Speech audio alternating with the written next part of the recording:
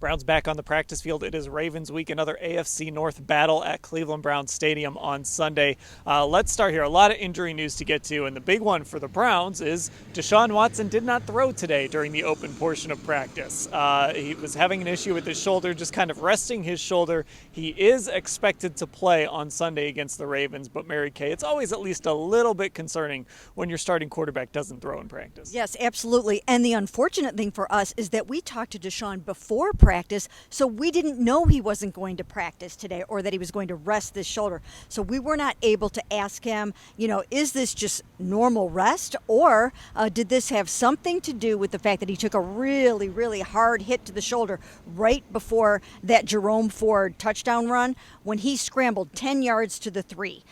Really, really hard hit. Now, he didn't make it seem like he was hurt afterwards, but, who knows if this has something to do with that or not, or if this is a run-of-the-mill veteran day of rest, which he never does. So something definitely to keep an eye on, but he's expected to play on Sunday. Yeah, like Mary Kay mentioned, Ashley, we didn't see Deshaun really take days off in practice and training camp or anything like that, or even many reps off that I can think of. So, even if he plays, it's just something to kind of monitor and just watch as the week goes along. Yeah, it is interesting. They are, I think the flip side of this is they did have kind of a short week last week, not by much, but for these players, they do talk about those Monday night games to Sunday turnaround. You do still lose a day, and that means something. So, again, we're not going to know anything, I think, definitive about this until we're back out here tomorrow on Thursday, but definitely something to keep an eye on. He has not been a guy to miss a ton of games due to injuries throughout his career, especially minor nagging injuries, so it is interesting.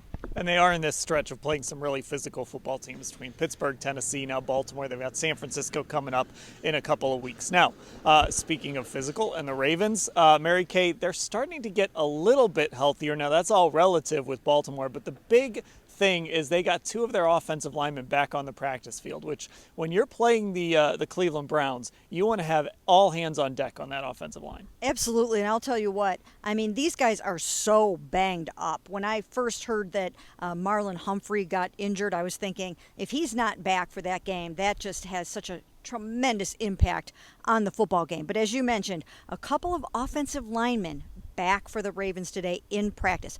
Ronnie Stanley, their left tackle, and then Tyler Lindenbaum, their center.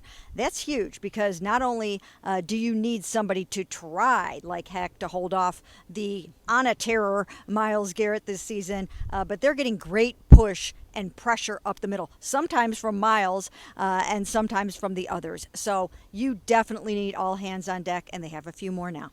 Yeah, and Ashley, look, we know that Jim Schwartz is willing to attack wherever he can attack. So if he sees weakness, he's going to go after it. So for the Ravens, having that full O-line, which is a really good line, back healthy is huge. Yeah, and Ronnie Stanley might be a name that Browns fans remember because that is who, of course, Jadeveon Clowney got that assignment last year and wasn't too happy about it, and that was how that whole situation started. So he's a pretty good tackle, and it does make a difference for them, too, to have their center back. Obviously, we talk about that all the time. You don't know how important a good center is until your guy gets hurt or you suddenly don't have one because he left in free agency or something. So it's definitely, I think, a tough assignment for this D-line. But Jim Schwartz, I think, probably still excited to figure out how best to attack it.